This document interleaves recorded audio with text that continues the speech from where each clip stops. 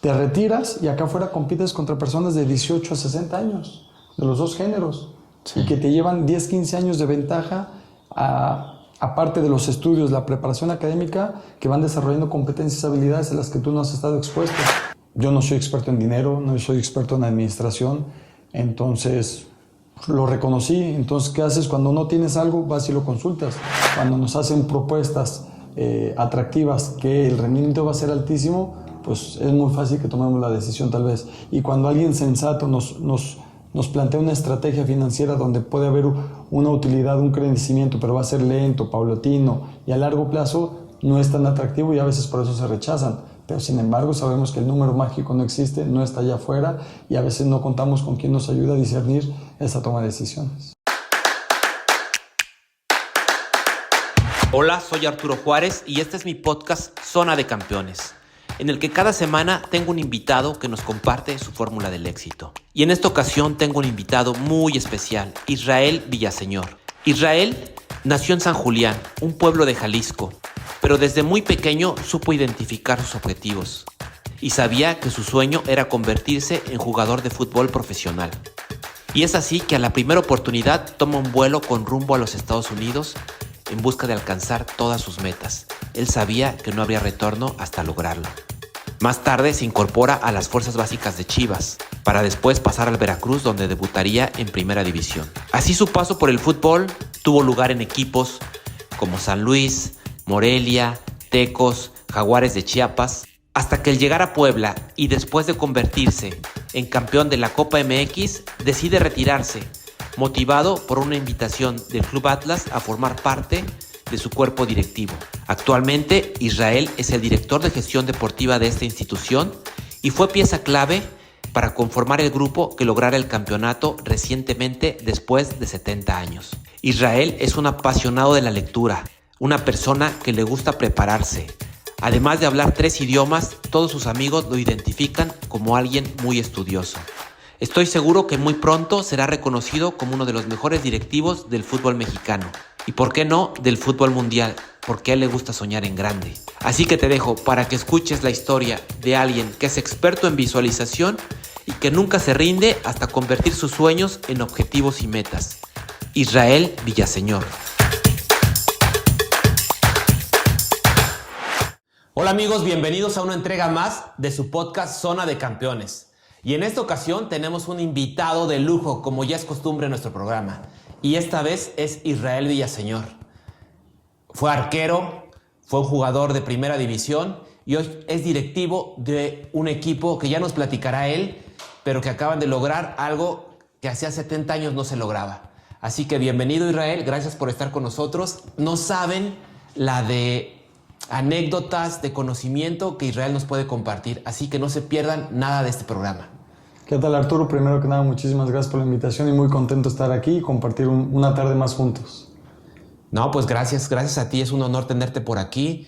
Vamos a platicar de muchas cosas muy interesantes de tu carrera, de cómo es la vida de un jugador que después se convierte en directivo, pero además todo lo que hay en medio, ¿no? Para llegar de tener un sueño en la infancia, de convertirte en jugador, cuáles son los pasos que seguiste, que cada persona que viene aquí nos platica un poco sobre ese proceso para llegar o tener acceso a esa zona de campeones, a la que tú llegaste como jugador, hoy también como directivo, pero que sobre todo admiro que eres un campeón en toda la extensión de la palabra y en todas las áreas de tu vida. ¿Qué te parece si empezamos para que nos cuentes cómo llega ese sueño de un día ser jugador? ¿En qué momento y cómo empieza ese camino hacia todo el mundo del fútbol? Es difícil encontrar el día 1, pero lo tengo muy claro que siempre quise ser futbolista. Y digo, es difícil encontrar cuál fue el día 1 porque me remonto a recuerdos, imágenes, videos, fotografías. Y desde muy pequeño ya traigo una pelota entre las manos, jugando con ella con los pies. Y a partir de ahí yo comencé a manifestarlo, a evidenciarlo en todo mi entorno que yo quería ser futbolista, con los amigos, con los primos, invitándolos a jugar, participando en todos los partidos que organizaban ahí en el pueblo. Y después, conforme fui creciendo, lo seguía verbalizando y lo seguía diciendo a todas las personas. Entonces, ahora que recapitulo cómo fue todo, entre la voluntad que yo tenía de ser futbolista, de querer ser futbolista, y el ir preparando, acondicionando mi entorno, que ellos tampoco me permitían que a lo mejor en algún momento yo diera marcha para atrás, me seguían estimulando y se genera ese círculo virtuoso de que te empieza a invitar a seguir tu sueño y tu camino, que siempre fue ser futbolista profesional. Qué bien. Sí, San Julián, ¿cierto? San Julián, en Jalisco, Julián, ¿no? De ahí eres. Y efectivamente, como dices, cuando tú le platicas a alguien como tu sueño o cuál es tu proyecto, como que se vuelve un mayor compromiso, ¿cierto? Y la gente te va viendo de cierta manera y te compromete a seguir yendo hacia ese sueño, ¿no? Hasta que alguien de plano pueda desistir, ¿no? Pero mientras tanto, estás comprometido a llegar a eso, como que te comprometes con la gente, en este caso, pues con tu familia, primero que nada, con los amigos e incluso en este caso, como dices, con la gente del pueblo. Sí, pues, mira, es interesante, o sea, cómo verlo ahorita en esta retrospectiva, y te voy a poner una analogía de porteros. Hoy en día existen nuevas metodologías para entrenar a los porteros y hay un área que se llama la neurociencia. Y hoy en día nos explican cómo algunos ejercicios de los porteros tienen una razón de ser y está vinculado con la neuroplasticidad del cerebro y todo. Y dices, pues es lo que yo hacía cuando ejercía como portero, pero ahora ya está muy explícito y muy estudiado. En mi caso, eso que decíamos de estarlo verbalizando es cuando tú terminas generando un espejo en las personas en quien te quieres convertir. Tú les dices quién quieres ser y ellos ya te comienzan a tratar como esa persona. Entonces después ya no sabes si tú te empujaste o ellos te empujaron, pero como tú lo estás verbalizando, lo estás diciendo, ya ellos te tratan como tal, entonces ya tienes un compromiso de comportarte como tal y se vuelve un círculo virtuoso en este caso. Es lo que te iba a decir, además de verbalizarlo, los actos, ¿no? Tus acciones, porque yo recuerdo también de niño que mis vecinos, o yo recuerdo mucho, por ejemplo, los señores de la tiendita de la colonia donde vivía, que en algún momento me dijeron, es que tú vas a llegar muy lejos, vas a viajar por el mundo, vas a conocer otros lugares, vas a triunfar. Y de repente, cuando lo veo en retrospectiva, digo, o hicieron que me la creyera, o yo hacía algo para que si yo tenía 8, 9, 10 años, me vieran de determinada manera diferente al resto de los niños que estábamos ahí en la bolita, ¿no? Sí, justamente eso. Dices, hicieron que me la creyera, después yo actuaba en consecuencia y ellos se la creían que yo sí iba a llegar y se vuelve un círculo virtuoso en ese sentido. Te generan confianza, autoestima, determinación y también en los momentos complicados ese compromiso de que ya se manifestó, ya lo dije y ahora cumplo, y el valor, y te apoyan y te estimulan, te motivan y se genera esa dinámica positiva. Sí, muy interesante. Oye, recuerdo una anécdota que platica tu mamá, que si recuerdo bien, fue creo que en tu primera comunión, que el sacerdote pregunta, ¿y qué van a hacer ustedes de grandes? Sí. Y que tú dijiste que ibas a ser futbolista. Sí, hicimos una primera comunión simultánea, 4 primos y yo éramos 5 que estábamos haciendo la primera comunión, y el sacerdote comienza a preguntar a cada uno de nosotros qué queríamos o qué íbamos a hacer de grandes. Y pues mis primos hicieron las respuestas tradicionales, médico, ingeniero, arquitecto, abogado, y cuando llega conmigo digo, futbolista profesional. La gente en la iglesia se rió, no porque no me creyera, sino se les hizo simpática mi respuesta, y me pasó un episodio similar en la graduación de la secundaria también. En la dinámica de graduación preguntan a algunos al azar, y cuando me preguntan a mí, doy la misma respuesta. Entonces fue esa parte del compromiso, y cuando uno habla se compromete, ya lo exteriorizaste y te genera compromiso, o sea, necesita valor, pero lo tienes que ir respaldando constantemente. Claro, y además de ese compromiso con la gente, me parece que vas poniendo tu enfoque en algo, ¿no? Entonces pones tu enfoque, pones tus pensamientos, tus acciones y te van llevando a ese tipo de resultados que es el que estás buscando. Sí, sí, y fíjate, no lo había visto de esa manera, pero efectivamente te permite tener un target muy claro, un enfoque. Entonces todos tus esfuerzos, todos tus pensamientos, todas tus acciones van encaminadas a ellos y no tienes fugas de actitudes, de pensamientos y de acciones que no te pueden llevar a eso, y termina siendo ese enfoque. Yo creo que toda persona que se proponga algo con toda la convicción, determinación y voluntad lo puede conseguir, pero debes de estar entregado al 100% y toda tu fuerza va a hacer que lo consigas, pero necesitas esa determinación y ese enfoque. Claro, por ahí decía Henry Ford, ¿no? Hace muchos años, que si crees que lo vas a lograr, estás en lo cierto. Y si crees que no lo vas a lograr, también estás en lo cierto. Sí, la verdad tiene mucho sentido esa expresión. Sé que siempre fuiste un tipo o lo eres hasta la fecha, un tipo de trabajo, de disciplina, de ir por más. Pero me llama la atención, platicaba por ahí con uno de tus primos, con Exxon, que seguramente el día que hagamos una serie también de empresarios, lo tendremos seguramente por aquí de invitado. Y él decía, ¿sabes qué? Es que Isra no era a lo mejor el más técnico y pasa con muchos jugadores, ¿no? O sea, que he escuchado la misma historia, pero sin embargo era un tipo aferrado, disciplinado, y si lo tenía que hacer 50 veces o 100 veces lo hacía. Me hizo recordar mucho el libro este que tú leíste también, el de Agassi, que alguna vez lo comentamos, ¿no? Cuántas veces le tenía que pegar y a la pelota, pues todas las estrellas, ¿no? Tiger Woods. Acabo de ver la película de King Richard, ¿no? El tema de las tenistas. Entonces, eso comentan de ti, ¿no? Que eres un tipo de trabajo y que vas y que vas y que vas y hasta que lo logras. E incluso, platicando con Marín, tu esposa, también me dice, no, es que él es un terco y hasta que le salen las cosas. Sí, por eso me estaba riendo, que sabía que podíamos llegar a ese punto, y toda virtud tiene su precio.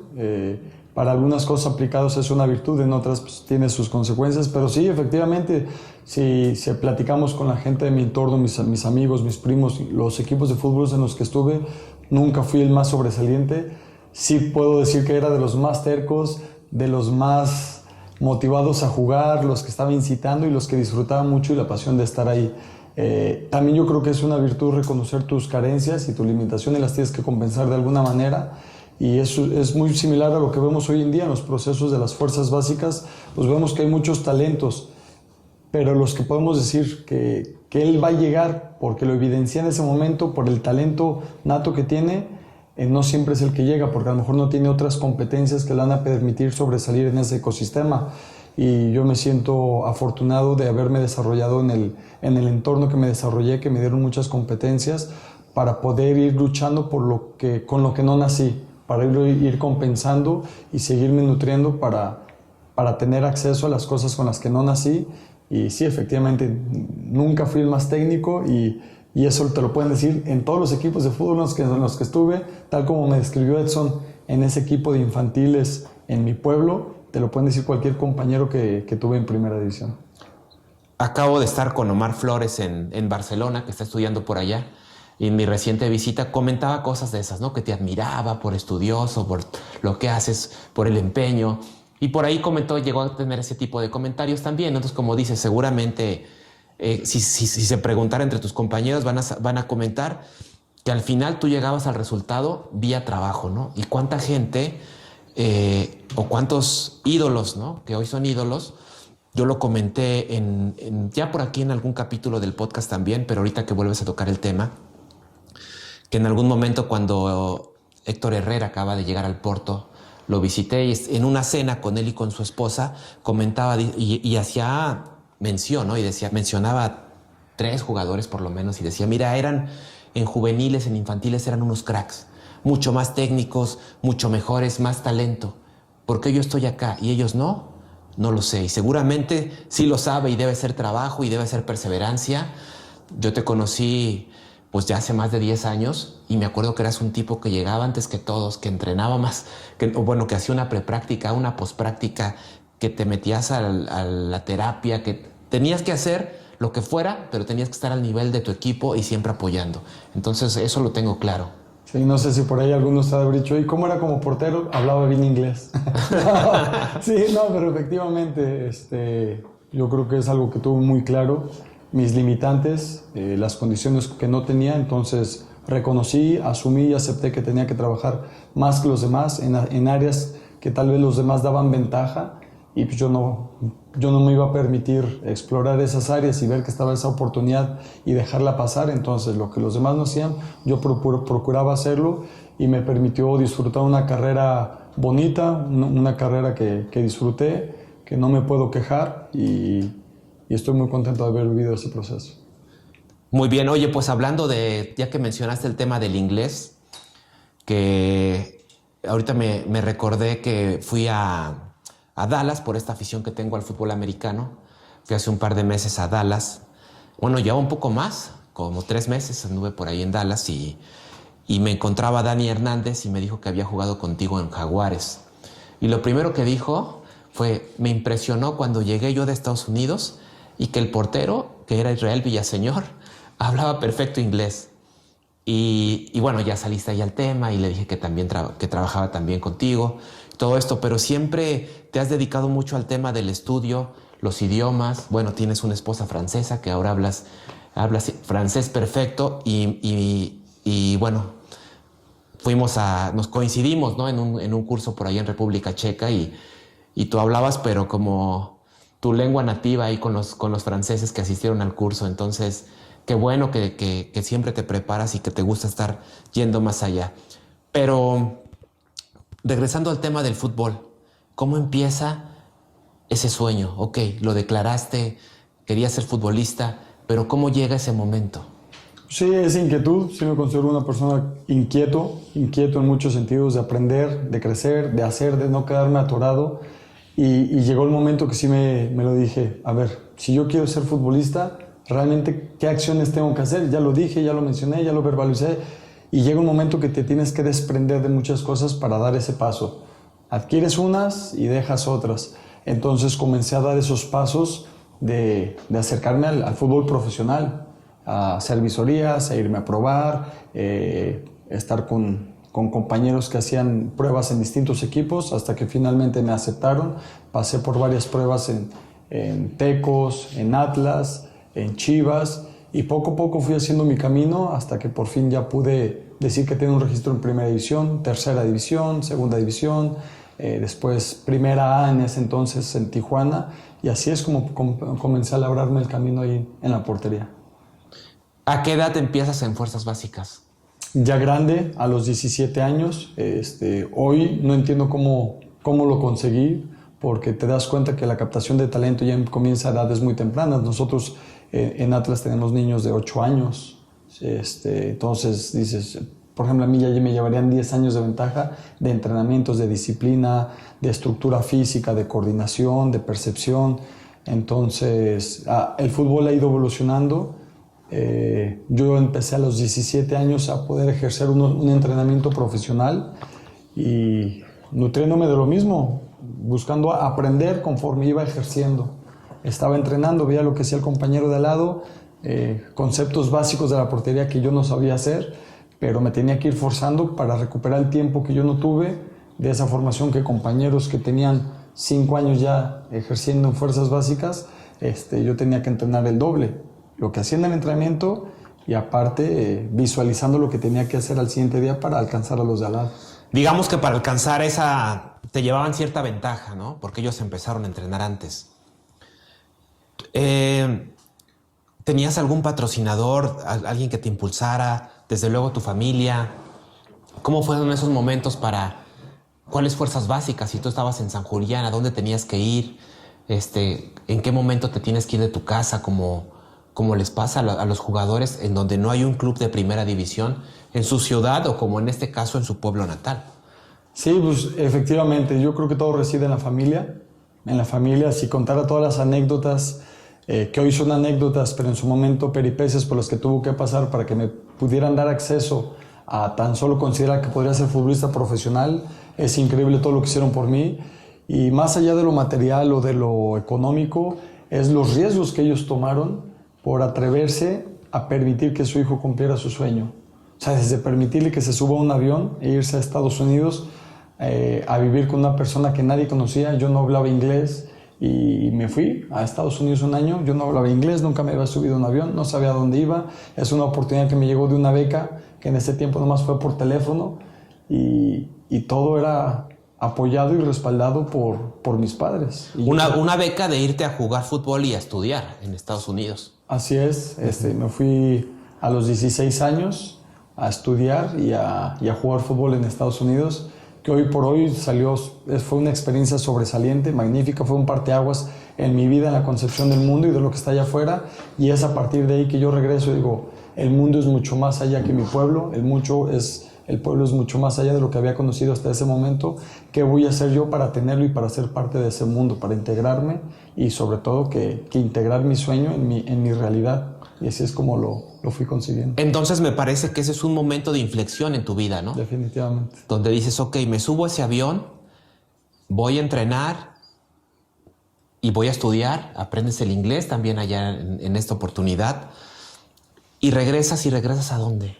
Bueno, ahí te quiero aprender eso, de aprender el inglés. Efectivamente, no lo estudié, lo aprendí. ¿Cómo? Porque yo me tocó ejercer el último año de high school, que es el grado 12. Entonces yo veía clases de gobierno, matemáticas, historia, geografía, pero todo en inglés. No me enseñaban el inglés.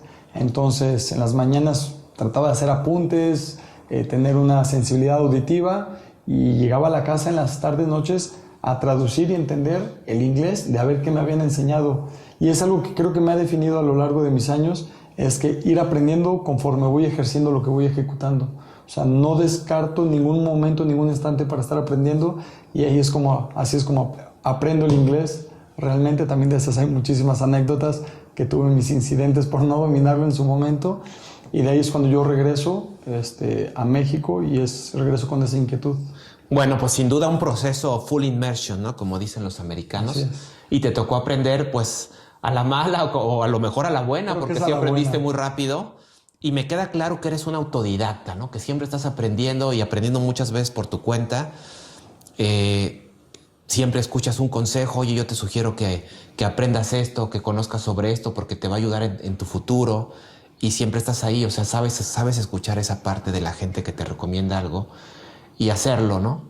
Y además tienes un criterio para que sin consejo también estar ahí, siempre estar ávido de leer, de aprender. Y eso es buenísimo, pero en este camino me parece que bien dices, mi familia sacrificó, pero también, pues irte digo, tú ya te fuiste a los 17 años, pero en esta carrera hay gente que se va mucho más joven, ¿no? Qué bueno que a ti te tocó eso, pero incluso tú yéndote a los 17 años, me comentaba, creo que tu hermano Abraham, me decía, oye, no tengo recuerdos de mi hermano de la infancia, porque se fue, yo tenía 5 años. Entonces realmente quisiera tener más recuerdos, pero él se fue a vivir su proceso de fuerzas básicas y ya no me acuerdo de esa etapa. Entonces tú también te vas de tu casa y tanto tu familia como tú, por lo menos la parte familiar, no sé si se le puede llamar sacrificio, para mí sí, que soy tan apegado a la familia, pero se separan. O sea, ya tienes que vivir un proceso muy independiente. Sí, fíjate, el otro día tuve una conversación con un amigo y habrá durado de conversación, se volvió polémica, después debate y casi hasta conflicto en si son sacrificios o no son sacrificios. Y yo le decía que en todo mi proceso de futbolista yo no tuve que hacer un solo sacrificio. O sea, yo no lo puedo considerar como sacrificio si es por voluntad y es por decisión propia. Y porque sacrificio es cuando te está costando algo. Y no me estaba costando. Y sí, entramos en conflicto y él defendía los argumentos y terminamos respetándonos los puntos de vista. Pero si anhelas tanto, deseas algo tanto y con tanto añoro, pues no puede ser sacrificio, porque si sientes que es sacrificio, pues no lo busques. Si te está doliendo, pues no lo hagas. Pero pues a mí no me dolió nada del proceso. Es difícil, es complicado, pero yo radicaría la palabra sacrificio de esa parte del proceso. Claro, cuando algo te apasiona lo disfrutas, ¿no? O sea, a mí a veces me dicen, oye, y no te cansas de viajar, oye, y lo sigues disfrutando. Y yo les digo, ¿sabes qué? El día que lo deje de gozar, de disfrutar, que no me apasione mi trabajo, lo voy a dejar de hacer. Porque así realmente nunca trabajo. O sea, todo el tiempo estoy disfrutando de la vida porque me apasiona lo que hago. Me apasiona en este momento estar aquí, ayudando a la gente a que crezca, que por medio de esto se superen. Entonces, pues no, sí, la verdad es que lo disfruto mucho y el día que no lo haga, lo voy a dejar de hacer, porque a mí me encanta ser un tipo feliz y creo que cuando haces lo que te gusta, pues te mantienes feliz. Qué bueno que lo viste así. Recuerdo, ya pues estas anécdotas nosotros las hemos comentado en privado y me acuerdo de que alguna vez dijiste, yo sabía que el día que me subí a ese avión, sabía que no iba a regresar a mi casa. Y así fue.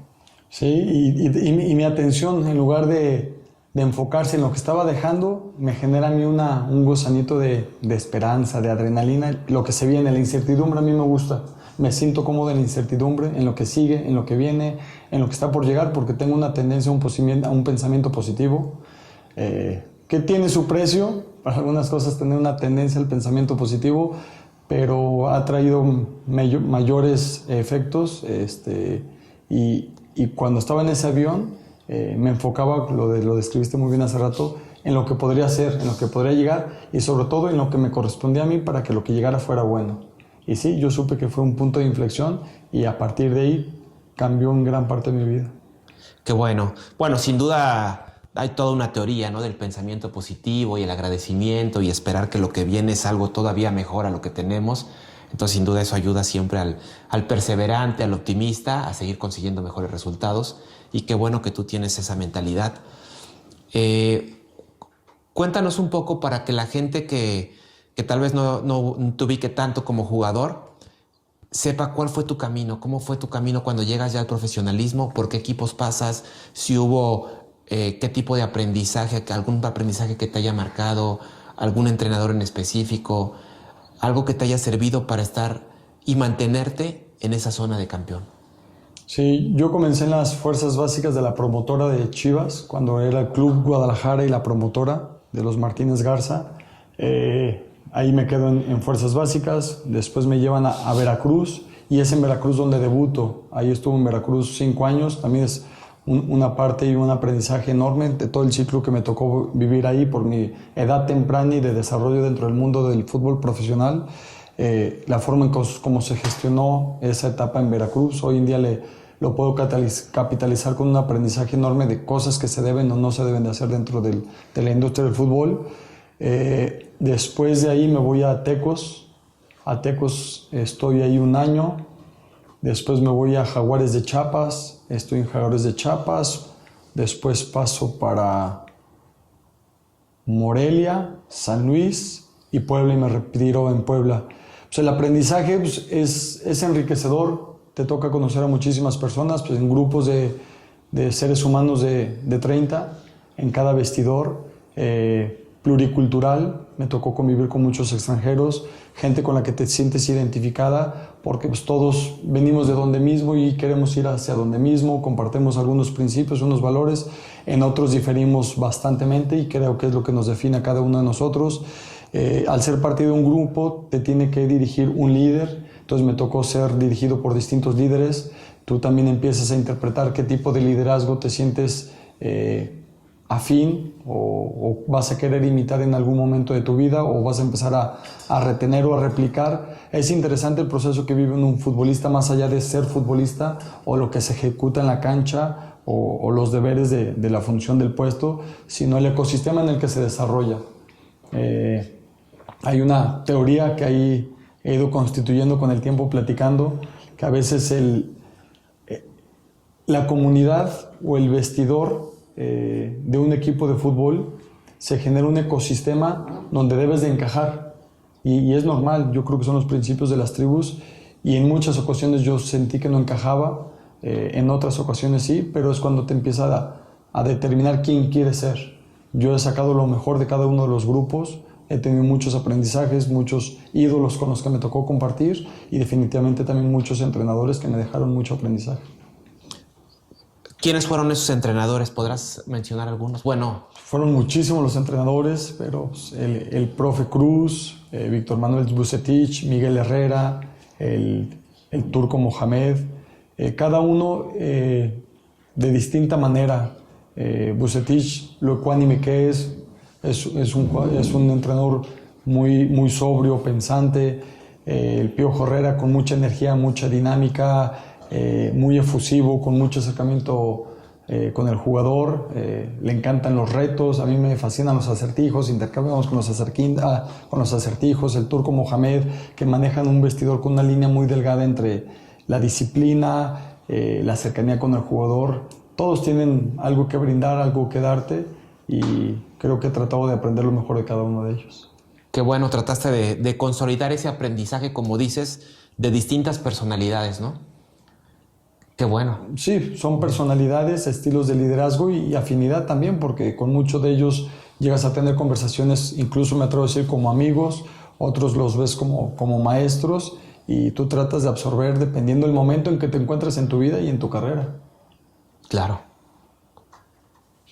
¿Cómo pasa? Bueno, me acuerdo que en Puebla te veo ahí siendo campeón de Copa y poco después te retiras. Fue un momento ahí muy emotivo con ese grupo, viéndote campeón, y a poco me parece que nos sorprende a todos el tema de un retiro de un jugador que tiene contrato, que tiene una carrera todavía por delante, que para ser arquero está joven, para el término del fútbol. ¿Qué pasa? ¿Cómo es ese cambio? Sí, pues yo creo que uno también entra en una etapa de madurez, que uno ya empieza a visualizar que va a llegar el momento de dejar el fútbol, y es un compromiso que yo tenía conmigo mismo, que yo quería dejar el fútbol y no que el fútbol me dejara a mí. Entonces constantemente me lo cuestionaba, ¿cómo va a ser el momento que se acabe esto? Entonces algo que yo sí quería era yo decidir, yo elegir cuándo dejar el fútbol, y hoy puedo decir, pues, me retiré en mi mejor momento, pero pues también es el mejor momento para dejarlo. ¿Por qué mi mejor momento? Porque yo venía de una lesión de ligamento cruzado que me permitió después, cuando regresé de esa lesión, entender que el estado físico es indispensable, algo que menospreciábamos antes tal vez, y esa profesionalización del jugador apenas se empieza a consolidar. Hoy en día estoy sorprendido cómo los jugadores son cada vez más profesionales, más conscientes, más plenos, más completos. Y yo después de esa lesión estuve en mi mejor forma física, concentración, dedicación. Todavía potencié muchos factores que me faltaban, y me llega una invitación a incorporarme al Atlas. Yo todavía tenía contrato vigente ahí en Puebla. Todavía esa mañana, me acuerdo, estábamos de pretemporada. El técnico era el profe Mesa, que también otro de los entrenadores que le aprendí muchísimo en la gestión y manejo de grupo. Sí, gran persona el profe. Estábamos en la mañana, hicimos pasadas de 1000 corriendo, era doble sesión, teníamos que entrenar en la tarde. Me recibo una llamada, platicamos, nos reunimos y me invitan a trabajar el proyecto de Atlas. Me dicen, ¿te interesaría? Yo le digo, sí. Así, o sea, la reunión duró 15 minutos, entonces ve, finiquita, termina tu contrato y preséntate en Guadalajara. Me regreso a la casa, le platico a mi esposa, lloramos 8 minutos, me regreso al entrenamiento, le comunico al técnico y a los compañeros que ya dejo de jugar fútbol. Ni por aquí me la creían, ni sabían lo que se venía. Y así de fácil y así de rápido lo decidí. Estoy convencido que fue la mejor decisión que tomé. Sí. No me arrepiento ni lo más mínimo. Y sí, fue bastante rápido, pero no me sorprendió. Es algo que yo venía planeando, esperando, y cuando lo vi dije, es esto lo que yo estaba buscando. Sí. Bueno, yo me acuerdo mucho de ese momento porque no sé si un día después o ese día me llamaste y me platicaste. Oye, ¿qué opinas? Me están ofreciendo esto. Pero yo creo que al igual que a tu entrenador y que a tus compañeros me sorprendió. O sea, a mí me quedaba claro que para los grupos en los que estabas, dicho por tus compañeros, no por mí, independientemente de que seas cliente, amigo y que te aprecie, pero dicho por tus compañeros, siempre eras el preparado, el estudioso, el líder, el que conciliaba incluso intereses entre un grupo, porque como bien dices, hay distintos intereses y distintas personalidades dentro de un equipo. Entonces no me extrañaba esa propuesta, pero sí me sorprendía que fuera tan rápida. Yo sabía que en algún momento tú te ibas a convertir en lo que eres hoy, ¿sí? Un directivo, y un directivo exitoso por cómo te manejabas, ¿no? Y tus compañeros, te digo, yo creo que también te visualizaban así, como un día siendo líder dentro de uno de los equipos, ya de la gente de pantalón largo. Pero sí me sorprendió que fuera rápido, que fuera en ese momento, ¿no? Pero sí me acuerdo que me llamaste, me platicaste y que te noté convencido con esa seguridad que te caracteriza, ¿no? Como bien lo dices, que en 15 minutos tú ya les habías dado el sí y empezaba este nuevo proyecto de vida, que era ahora ser, pues, directivo en un equipo. Sí, yo creo que se repite un poquito la historia, así como en su momento yo les decía a todo el mundo en mi entorno que yo quería ser futbolista. Se va contagiando también mientras fui un portero en activo, pues también yo les iba manifestando mis inquietudes, preguntaba mucho a los compañeros más grandes, a los directivos que estaban presentes, a los entrenadores, los bombardeaba de preguntas y cuestionamientos. Pues yo quería seguir entendiendo, comprender cómo estaba el tema del fútbol, la industria, y me seguía preparando porque yo sabía que en algún futuro quería ejercer también dentro del fútbol. Yo creo que por ahí un compañero recientemente en una entrevista de trabajo, cuando lo íbamos a incorporar, dice, pues, ¿qué les digo? Me casé con el diablo, refiriéndose al fútbol. O sea, que es un tema muy peculiar de que eres prisionero de esa pasión, de esa intensidad, de esa adrenalina con sus precios altos, y es algo que también, seamos honestos, que es lo único que sabía yo hacer, que es estar dentro del fútbol. Entonces, si es el único que domino o en lo que estoy, lo quiero hacer de la mejor manera, y por eso busqué estar preparándome, preguntando, cuestionando, y se vuelve a convertir en ese espejo, como dices tú. Yo te veía así cuando dejaras de jugar fútbol. Pues vas creando tu propia imagen de los demás y la tienes que ir respaldando. Sí, bueno, y aquí 2 cosas. Primero, pues lo que dijo tu compañero, ¿no? O sea, que te casas con el diablo. Y yo de repente cuando hablo sobre todo con las esposas de exjugadores que se vuelven o entrenadores o directivos, mencionan eso. O sea, dicen, ¿sabes qué? Es que antes llegaba del entrenamiento y se acababa el fútbol. Y a lo mejor íbamos a comer, salíamos, y de repente sí, tal vez iba al gimnasio en la tarde. Pero se volvió entrenador o se volvió directivo, y ahora llega del entrenamiento y ahora comemos fútbol y cenamos fútbol y se duerme y sueña fútbol. Entonces, pues ahí está el diablo, ¿no? Sí.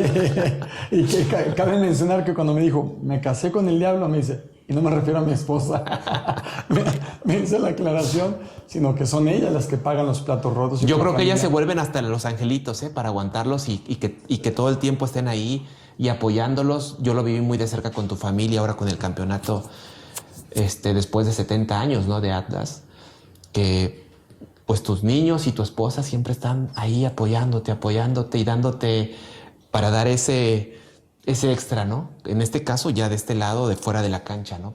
Con tus compañeros. Pero te decía que eran 2 cosas. Primero esa, y después que me hiciste recordar en aquel momento cuando yo fui a dar una charla a ese equipo en el que jugabas, y después de que fui a darles un curso, no recuerdo bien qué fue, ustedes viajaban de visita y te encuentro en el aeropuerto y te encuentro leyendo Soccernomics.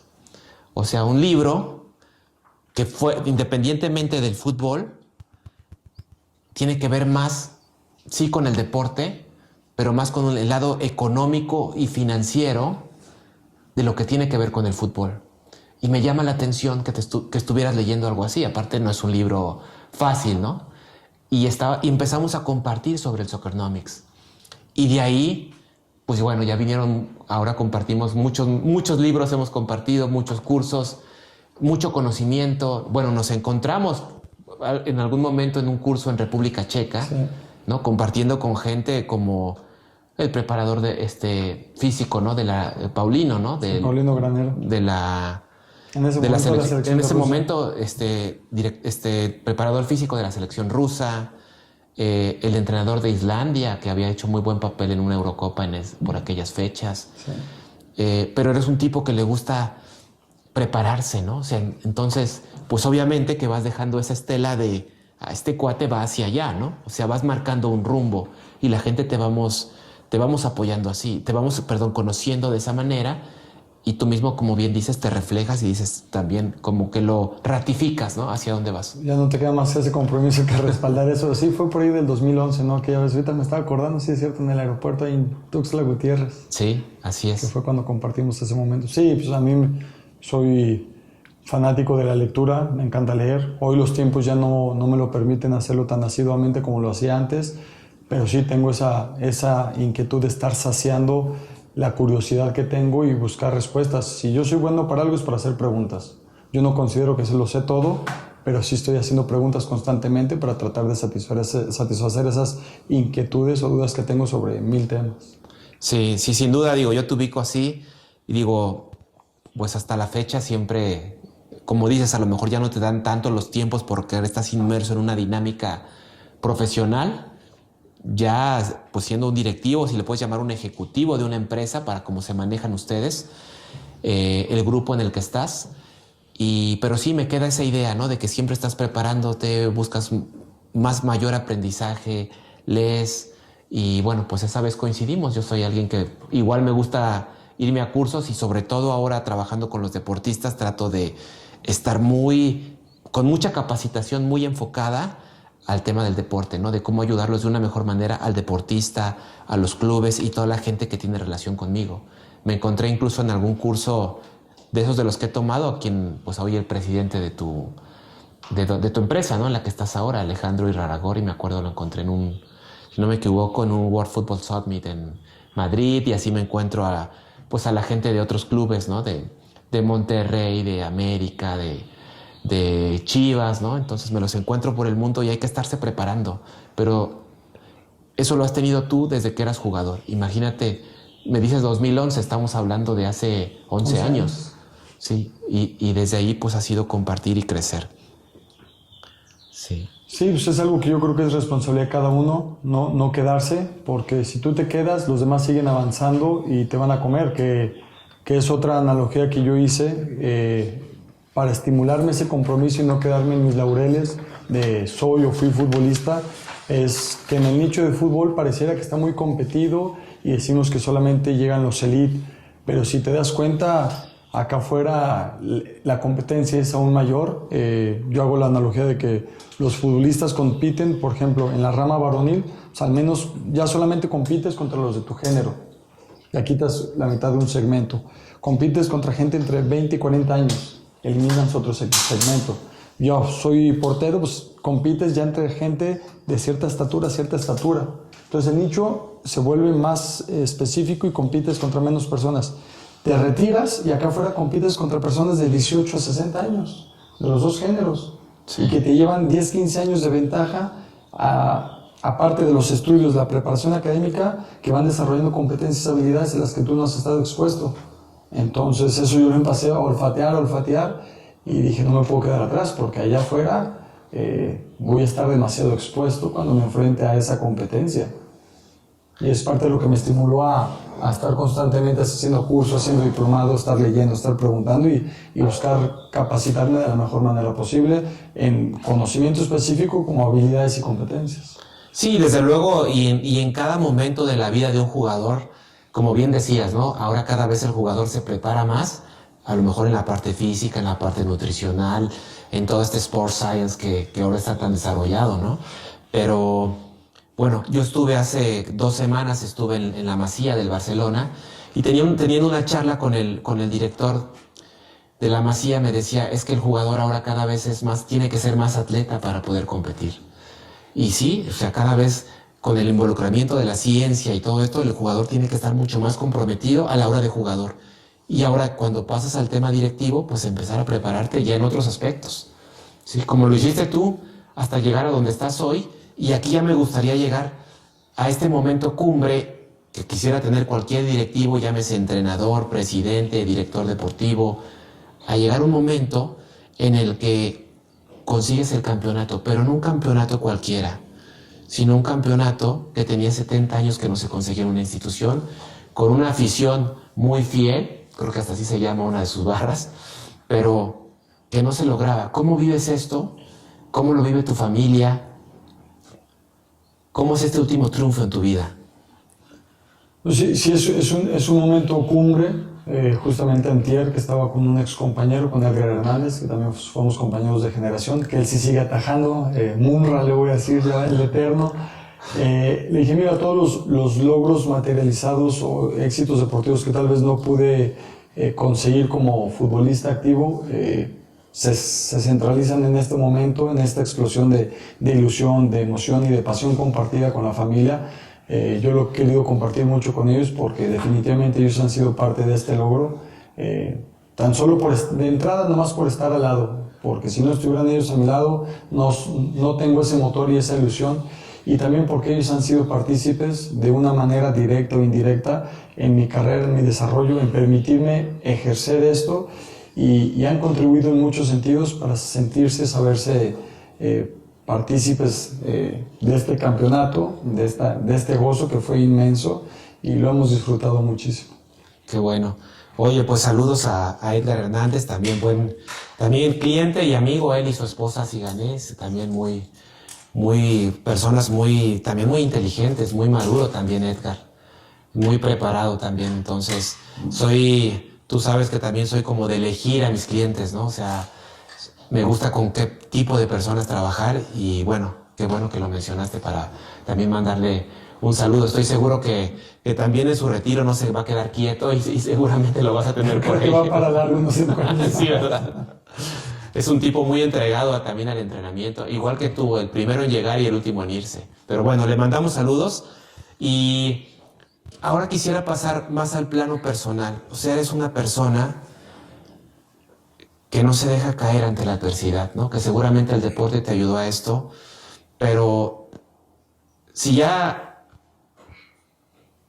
te apreciaba y te admiraba, para mí llegó ese momento cuando tuviste la confianza de compartirme una situación familiar que les impactó de una manera muy fuerte, que fue la enfermedad de Ilan. Y verte tan fuerte, ¿no? Obviamente soportado por Marín, por tu familia. Me acuerdo que platiqué con tu mamá, incluso tú todavía ni me compartías y tu mamá me pudo compartir algo, obviamente tus hermanos, Marín, pero que después me compartieras esto y verte afrontarlo de una manera tan frontal el problema, de verdad que es admirable. Sí, no te queda de otra, no te queda de otra. Yo creo que uno no puede esconderse. Como bien lo dices, yo creo que eso ha sido otro punto de inflexión.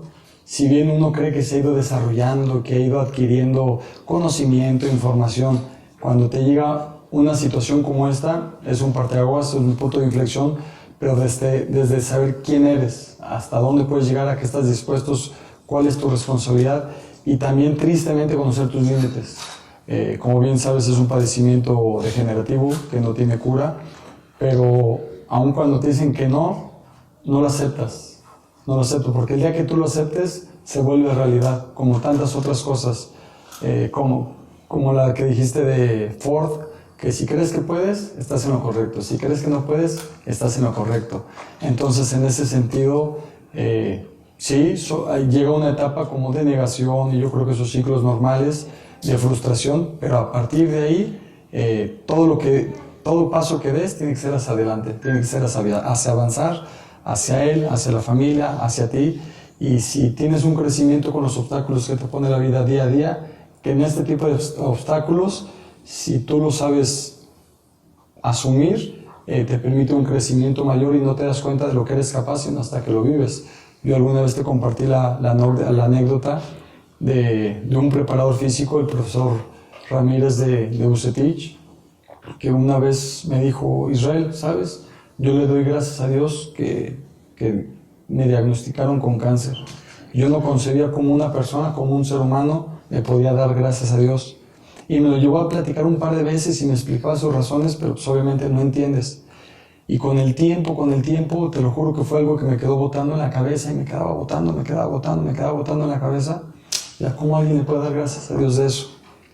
Y hoy ya te lo puedo decir, ahora ya lo entiendo. O sea, yo también le doy gracias a Dios de esta situación, no que estoy contento que me haya sucedido, que nos haya sucedido a la familia y a mí, pero te permite ser más pleno y ser más consciente. Hoy yo te puedo decir que si no hubiera tenido el diagnóstico, a los 6 años de edad que tiene, yo lo he disfrutado como si él tuviera 25 años de edad. Cada instante para mí vale, cada minuto como si fueran 5 minutos, o cada hora como si fueran 5 horas, y con esa devoción se le entregó a él y a mi hija. Entonces, son unas cosas por otras. Ya lo tienes, enfréntalo, afróntalo y busca sacarle lo mejor posible. Y hoy no me permito dejar pasar instantes sin comprometerme con su día a día. Sé que eres un entregado para tu familia, para que les das momentos de calidad. Tal vez por la profesión a veces no permita la cantidad, pero sé que te empeñas a dar pues estas experiencias y momentos de calidad, ¿no? Sé que eres capaz por ahí me contó Marín una anécdota, que eres capaz de vestirte de princesa para jugar con Inaya. Sí, así que si eres capaz de eso y mucho más. No, sí, es lo menos, créeme, es lo menos. Sí. Entonces, te permite entrar en ese estado de conciencia, de plenitud y disfrutar. Ser pleno, disfrutar. Y sí, es lo menos, lo de vestirme de princesa, creo que ha sido lo menos. No, ya sé, estoy bromeando, pero pues, me pareció chistosa esa anécdota que me platicó Marín. Y además, hasta para eso estabas preparado, o sea, porque contabas, pues a lo mejor con instrumentos que iban a ayudar a enfrentar, en este caso, la enfermedad, ¿no? Fíjate, pues para eso yo creo que también necesitas un compañero de viaje. Y Marín, si escucha esta, se va a dar cuenta, nosotros desde que nos conocemos, el buscar integrar ambas culturas, ella es francesa, entonces vas dialogando, vas filosofando y a veces decíamos en los problemas que en ese momento creíamos que eran problemas para nosotros, que nos encontrábamos por distintas situaciones, decíamos, pero ¿por qué nos pasa? ¿Por qué nos pasa? Y hace poco a lo mejor llegamos a la conclusión, nos estábamos preparando, o el destino, o Dios, las circunstancias nos estaban preparando para este momento, para tener la sapiencia, la inteligencia emocional, la apertura de poder asimilar todo este contexto. O sea, uno nunca sabe hasta que te sucede y ya puedes recapitular y decir, mira, era tal vez por esto y para esto. Claro. Sí, sin duda hay veces que te pasan situaciones que no sabes que te van a servir para el futuro y que en ese momento dices, con razón tenía que ser por aquí. O con razón no salió, no se abrió este camino porque tenía que llegar por acá, ¿no? Pero de eso te das cuenta tiempo después. Sí, te permite un desarrollo paralelo a esa información o el conocimiento técnico sobre muchas cosas. Y te digo, con mi esposa filosofamos muchísimo, tenemos conversaciones donde ya no sabemos si somos coaches entre nosotros, si somos psicólogos, si somos psicoterapeutas entre nosotros mismos, pero tratamos de darle lectura porque no sé si a veces afortunada y a veces desafortunadamente vemos el mundo desde polos opuestos, por la cultura, por el género, por la idiosincrasia donde nos desarrollamos, pero eso enriquece poder ver la big picture o todo 360, yo lo veo 180, ya de 180 y te iluminas viendo un panorama tal vez un poco más completo. Claro. Oye, bueno, mira, pues todos los invitados que vienen aquí a la zona de campeones, hoy que son mis clientes, la verdad es que los reconocemos porque también el aspecto financiero, en el aspecto financiero lo han hecho muy bien. Y bueno, tú en tus años de carrera fuiste una persona que la parte de patrimonio lo has manejado bien. Desde tu conocimiento y desde la parte que te has sabido guiar también. Pero aquí siempre les pido que platiquemos un poco cuáles son los consejos que le darían tanto a la gente de la industria del deporte, pero que le puede servir también a todas estas personas que nos escuchan y que a veces no tienen una buena relación con el dinero. ¿Qué es lo que te ha servido a ti para tú ir consolidando esta libertad financiera? Y que, si bien todos tenemos, yo siempre les digo, hay que buscar la prosperidad, pero tratando de vivir desde una austeridad también. Bueno, siendo sinceros, haberte conocido, como te lo mencionaba, esas inquietudes y cuando uno tiene preguntas, yo creo que otra razón de por qué he podido llegar a donde me encuentro es por aceptar mi desconocimiento, así como acepté en su momento mi falta de técnica, mi falta de habilidades y mi falta de ciertas características del talento, lo asumí, lo reconocí, pues también desconocer información específica sobre la materia, creo que también se empieza por ahí. Yo no soy experto en dinero, no soy experto en administración, entonces lo reconocí. Entonces, ¿qué haces cuando no tienes algo? Vas y lo consultas. Yo no tengo información sobre algo, voy, compro un libro, lo leo, tomo un curso y en esto te encontré a ti y lo busco en ti. Y yo la verdad, en el gremio que me desenvuelvo, pues hay muchísima gente que se te acerca. Creo que pude tener el criterio para discernirlos y apoyarme y confiar en ti. O sea, no solamente te di mi confianza, te di mi patrimonio en todos los sentidos.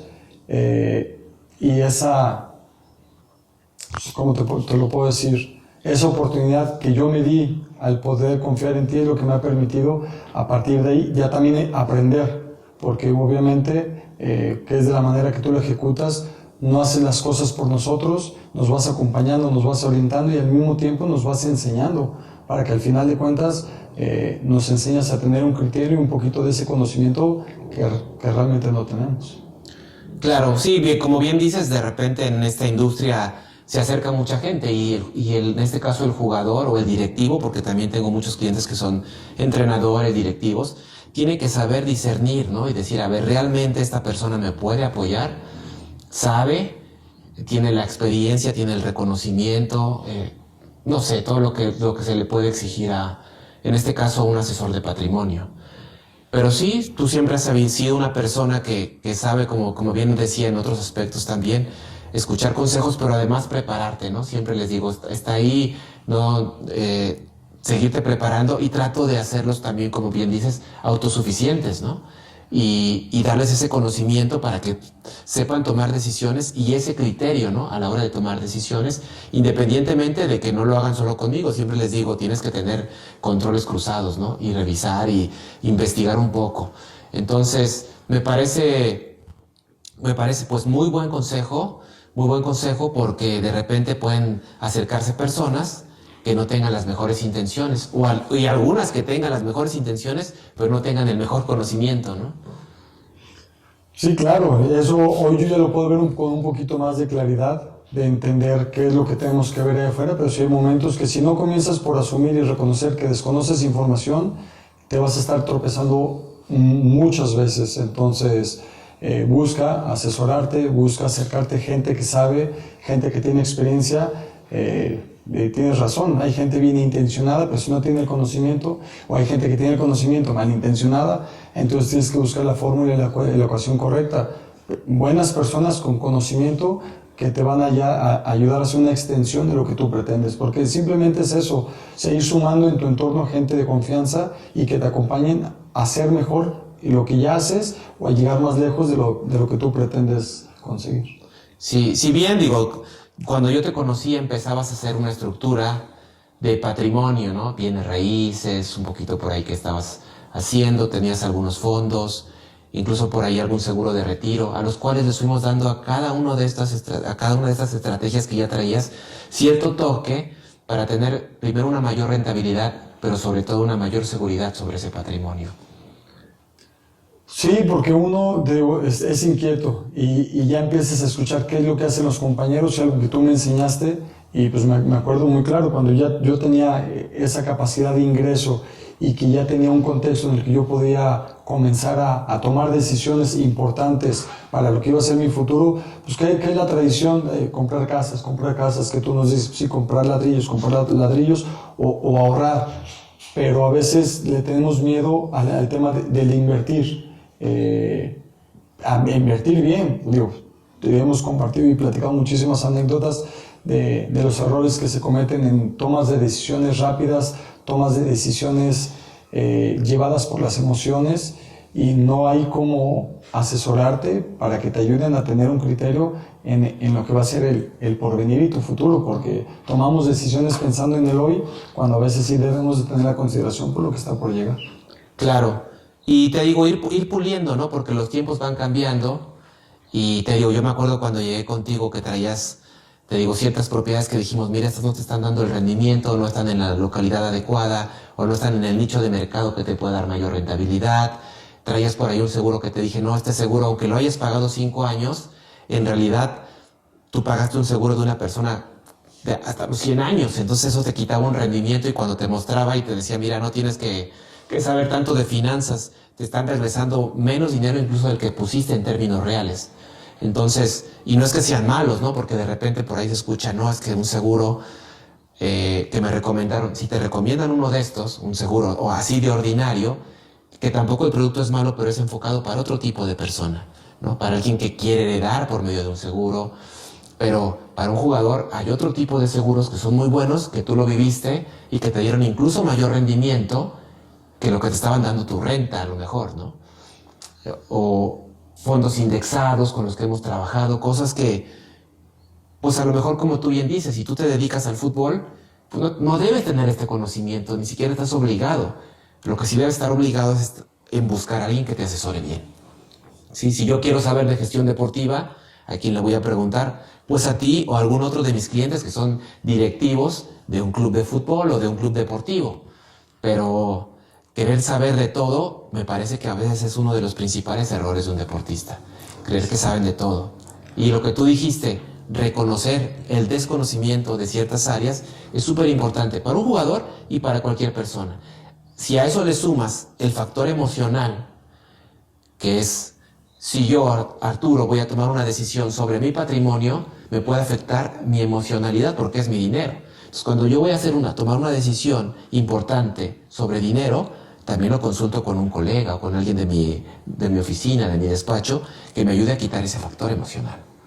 Sí, no, y son muchos principios que si entramos en materia, pues a mí se me han ido quedando muchísimos de esos conceptos y tips que tú nos has estado brindando, que de entrada a veces de algo muy básico como saber realmente cuánto ingresas, que a veces ni siquiera sabemos realmente cuánto estamos ingresando más allá del salario, sino tal vez otros ingresos pasivos que tenemos ahí y no tenemos el número total y menos le llegamos a veces a tener claro cuál es el gasto que tenemos mensualmente. Si partimos de ahí, va a ser muy complicado que después podamos tener el criterio para entender si una inversión o de esas famosas oportunidades que nos ofrecen para construir no sé, un edificio de departamentos o hacer un complejo de casas donde nos ofrecen rendimientos altísimos, rápidos y que parecen números mágicos, entonces va a ser difícil que tengamos el criterio para poder constituir una toma de decisiones correcta.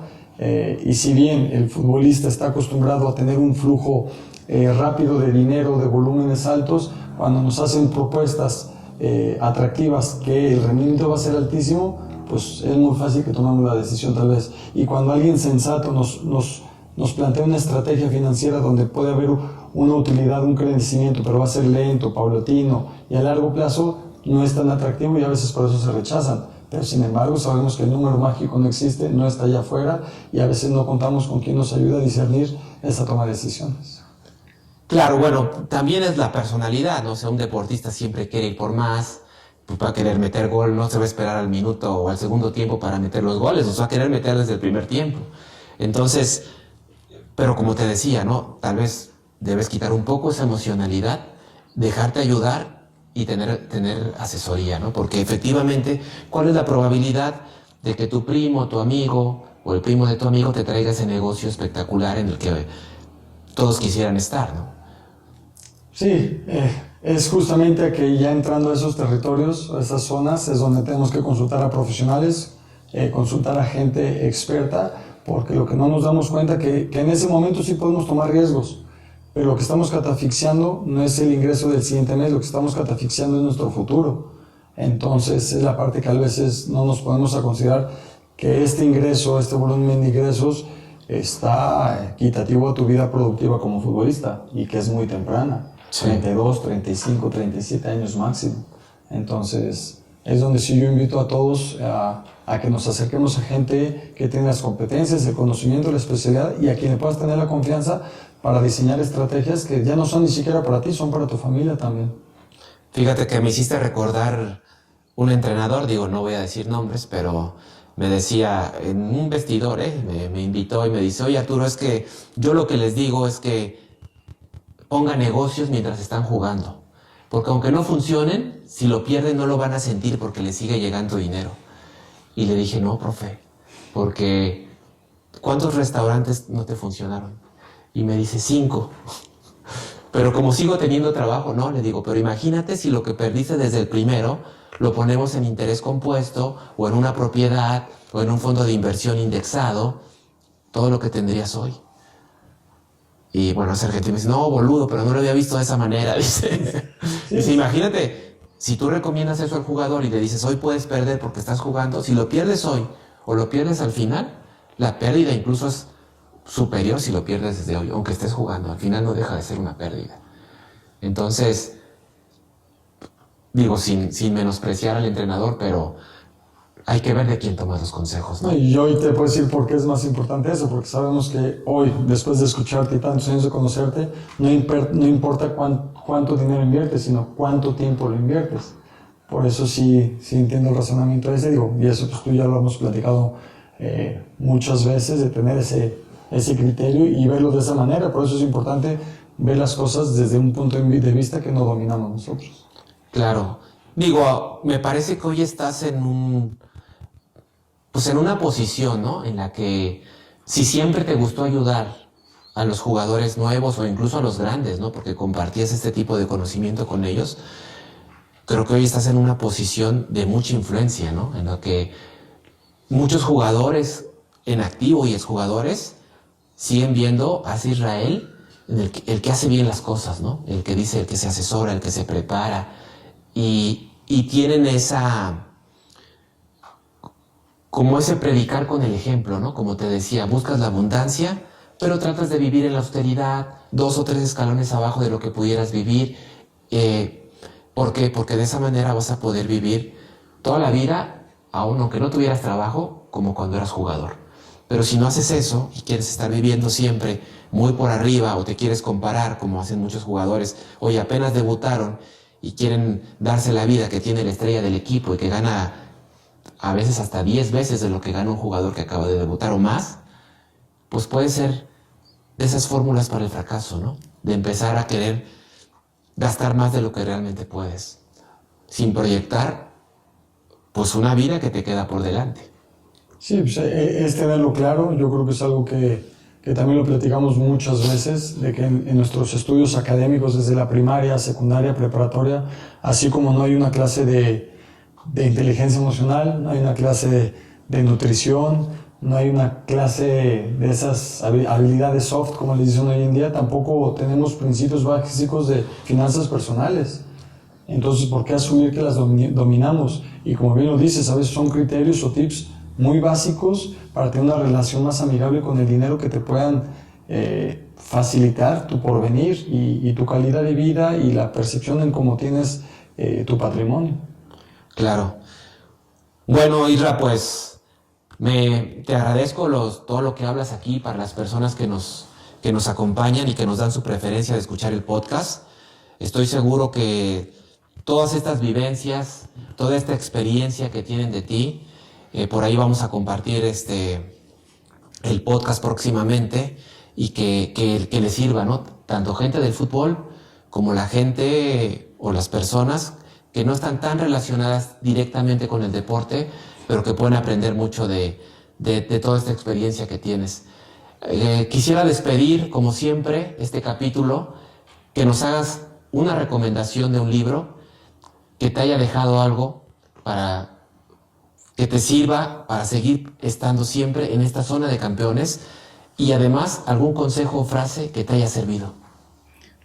A ver, el libro, cuando lo comentaste, rápido se me vino uno a la mente, se llama Despertando a tu gigante interior, de Anthony Robbins. Y frase, ahorita que estuvimos durante el podcast, yo creo que hay algo que me ha definido mucho y a lo que recurro como un mantra, y que fue una frase que me decía mi mamá todo el tiempo: todo pasa por algo, todo pasa por algo. Y con el tiempo yo creo que le he ido desarrollando, y es el compromiso y la responsabilidad que tenemos, es todo pasa por algo, pero lo que me queda a mí hacer es ¿para qué pasa? El por algo ya pasó, por algo, y eso no depende de mí, y lo tengo que asumir, lo tengo que aceptar. Pero el para qué pasa, esa sí es responsabilidad mía. Y yo creo que es la frase que quisiera compartir, o el consejo, el comentario que quisiera dejarles es: para algo pasan las cosas, pero eso nomás depende de ti mismo. Oye, muchísimas gracias por esta visita. Gran libro ese de Anthony Robbins, sin duda es muy bueno, y desde un adolescente hasta cualquier edad es un libro que te deja mucho. Y la frase pues también, exactamente, por algo pasan, pero ¿para qué pasan? Así que muchas gracias, esperamos, sabes que esta es tu casa y el día que quieras regresar están las puertas abiertas de esta zona de campeones. Muchísimas gracias, Arturo.